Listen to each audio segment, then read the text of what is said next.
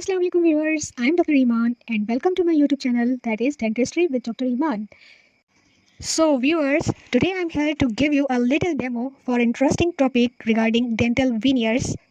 So viewers, actually a veneer is a layer of material placed over a tooth.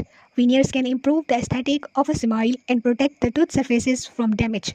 Veneers is used to close gaps and spaces between the teeth, fix alignment issues, change the overall shape and appearance of a tooth, whitening a smile by covering stained and discolored teeth, and cover the chipped or the cracked teeth.